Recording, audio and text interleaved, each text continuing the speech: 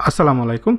আজকের এই লেকচারে আমরা সেন্স কেস নিয়ে আলোচনা করব। অর্থাৎ আমরা অনেক সময় ভুল করে এরকম লিখে ফেলি যে আমাদের ছোট হাতের বড় হাতের একসাথে হয়ে যায়, কিন্তু আমরা তখন কি করি, আমরা এটা ব্যাকে চলে আসি, ব্যাকে এসে আবার নতুন করে লেখা শুরু করি। বাট এটাকে এইরকম যদি অনেক বেশি লেখা হয়, সেই ক্ষেত্রে আমরা এই লেখাগুলোকে কিভাবে নিতে পারি। তো আমরা এই জিনিসগুলো করতে যদি চাই, তাহলে আমরা যে কাজটা করতে পারি, যে কয়েকটা ফাংশনের মাধ্যমে আমরা এইটাকে ঠিক করতে পারি। যেমন এমডি বদিউজ্জামান, এমডি বদিউজ্জামানকে এটাকে যদি আমরা সবগুলোকে লোয়ার করতে চাই, তাহলে আমরা ইকুয়াল টু লোয়ার এই ফাংশনটা লেখার পরে আমরা এখানে টেক্সটটাকে যদি সিলেক্ট করে দিই, তাহলে আমাদের এই জিনিসটা হয়ে গেল। এবং আমরা দেখতে পাচ্ছি প্রত্যেকটা লেখায় আমাদের হয়ে গেল লোয়ার। আমরা যদি এটাকে প্রত্যেকটা, অর্থাৎ এমডি বদিউজ্জামান এটাকে প্রত্যেকটা হচ্ছে যে আপারে, অর্থাৎ আপার কেস যদি হতে চাই, তাহলে আমরা এখানে লিখতে পারি ইকুয়াল টু আপার লেখার পরে আমরা এইটাকে সিলেক্ট যদি করে দিই, তাহলে আমাদের এটা আপার কেস। এবং এটাকে আমরা যদি এখন ফিল হ্যান্ডেল করে দিই, তাহলে অটোমেটিক এটাকে চলে আসলো। আবার আমরা যদি এখানে এটাকে প্রপার চাই, প্রপার টেক্সট মানে কি হলো, এখানে এমডি, এমটা বড় হাতের হবে, ডিটা ছোটো হাতের হবে, আবার বদিউজ্জামানের বিটা বড় হাতের হবে, বাকিগুলো ছোটো হাতের হবে। আমরা সাধারণত এইভাবেই লিখে থাকি, এটাকে প্রপার কেস বলা হয়।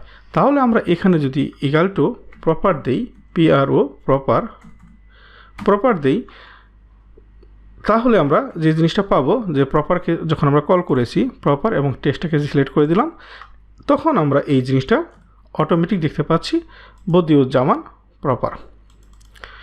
বাট এই তো আমরা একটা ফাংশনের মাধ্যমে করলাম।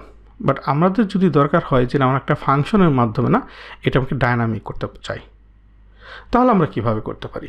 সেই ক্ষেত্রে আমরা এই কোর্সে আপনাদের একটা অ্যাড-ইন দেব। অর্থাৎ এটা টোটালি ম্যাক্রোতে কোডিংটা করা হয়েছে। এই কোডিংটা আপনাদেরকে, অর্থাৎ এই অ্যাড-ইনটা আপনাদেরকে দিয়ে দেবো। অ্যাড-ইনটা যদি আপনার এখানে ইনস্টল করা থাকে, অটোমেটিক এটা আপনার প্রপার হবে।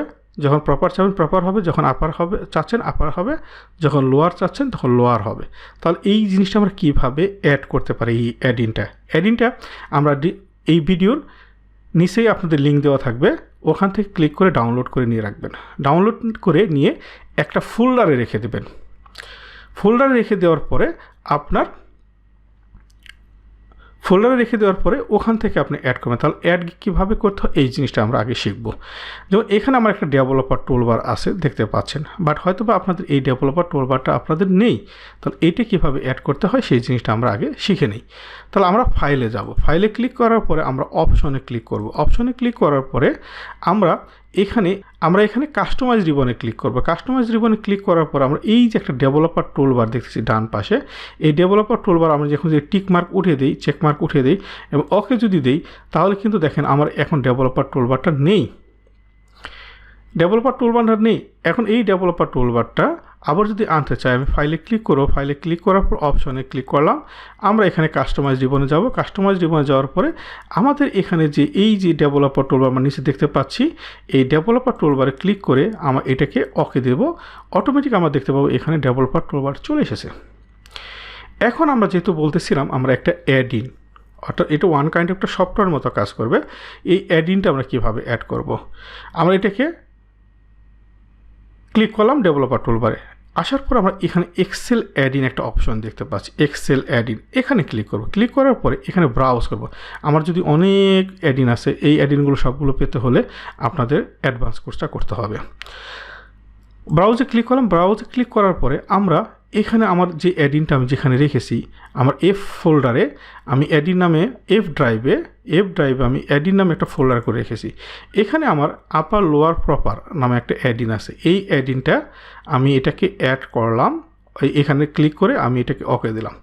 ওকে দেওয়ার পরে আমার এই অপশনটা আসতেছে, আপনাদের এটা আসবে না। রিজন হলো আমি এই অ্যাড-ইনটা আমার আগে অ্যাড করা ছিল, যার কারণে এরকম দেখাচ্ছে। বাট এখানে কী বলছে, do you want to replace it? আমি বললাম ইয়েস, হ্যাঁ আমি রিপ্লেস করতে চাচ্ছি। আমি যদি এখন ওকে দিই, ওকে দেওয়ার পর কিন্তু আমার অ্যাড-ইনটা অ্যাড হয়ে গেছে। তাহলে যেহেতু এখানে আমাদের ফাংশনগুলো আছে, এটা আমরা এটাকে ফাংশনটা বাদ দিয়ে কপি করে এটাকে আমরা ভ্যালু পেস্ট করে আমাদের ফাংশন যেন না থাকে। অর্থাৎ এখানে আমাদের এখন ফাংশন, আমরা এর আগে যে লোয়ার ফাংশন, আপার ফাংশন, প্রপার ফাংশন ইউজ করেছিলাম, এই ফাংশনটা এখন নেই। আমাদের এখন নর্মালি আমাদের যে লেখাগুলো আছে এটা। এখন ধরেন আমরা এইটাকে যদি সম্পূর্ণকে সিলেক্ট করি, আমরা সম্পূর্ণ সিলেক্ট করার পরে আমরা যদি চাই যে এইটাকে আমরা কি করব, লোয়ার করব, তাহলে এই দেখেন এখানে আমি শর্টকাট কিটা লিখে রেখেছি কন্ট্রোল শিফট আই যদি প্রেস করি তাহলে দেখেন প্রত্যেকটা লেখা আমাদের লোয়ার হয়ে গেল। আবার আমরা যদি এটা আপার চাই তাহলে কন্ট্রোল শিফট ইউ প্রত্যেকটা আপার হয়ে যাচ্ছে। আমরা যদি এইটাকে চাই কন্ট্রোল শিফট মানে প্রপার চাই কন্ট্রোল শিফট পি, তাহলে প্রত্যেকটা হয়ে যাচ্ছে আপনার অর্থাৎ প্রপার হয়ে যাচ্ছে। তাহলে এই অ্যাডিনটার মাধ্যমে আমরা যে জিনিসটা জানতে পারলাম যে আমরা কিভাবে এই জিনিসগুলো শর্টকাট কি, আপনার যদি এক্সেলে অর্থাৎ এটা যদি আপনার অ্যাড করা থাকে একবার তাহলে কিন্তু আর প্রবলেম পড়বেন না। তবে বলে রাখি এই অ্যাডিনটা কিন্তু আপনি ওপেন করে খুলতে পারবেন না, কারণ এটা টোটালি ম্যাক্রো দ্বারা কোডিং করা কিছু একটা কাজ, যেটা ফাইলটা আপনার ওপেন হবে না। জাস্ট আপনি কি করবেন, এই ভিডিও ডিসক্রিপশনে অর্থাৎ এই ভিডিও ঠিক নিচেই আপনি পাচ্ছেন যে অ্যাডিনটার লিঙ্কটা পাচ্ছেন, ওখানে ক্লিক করবেন। ক্লিক করার পরে ওটাকে ডাউনলোড দেবেন, ডাউনলোড দিয়ে আপনি একটা ফোল্ডারে রেখে দেবেন, আপনার যে কোনো একটা ফোল্ডারে। ওই ফোল্ডার থেকে ওটা সরাবেন না, জাস্ট আপনার কী করবেন, ডেভেলপার টুলবার থেকে এক্সেল অ্যাডিন এসে ব্রাউজ করে এটাকে অ্যাড করে নেবেন। এটাকে যেখানে রেখেছেন এখানে থেকে, যেমন আমি এফ ড্রাইভে অ্যাডিন নামে একটা ফোল্ডার আছে, আমি এখানে রেখে দিয়েছি, এখান থেকে আমি অ্যাড করে নিচ্ছি। আরও অনেকগুলো আমাদের অ্যাডিন আছে। এই অ্যাডিনগুলো প্রত্যেকটা অর্থাৎ ডাইনামিক কাজ করতে হলে, এগুলো শিখতে হলে আমাদের আসলে যে অ্যাডভান্স কোর্সটা আছে, এই অ্যাডভান্স কোর্সে আমরা এই অ্যাডিনগুলো শেয়ার করব। আশা করি লেকচারটি বুঝতে পেরেছেন। ভালো থাকবে সবাই। আসসালামু আলাইকুম।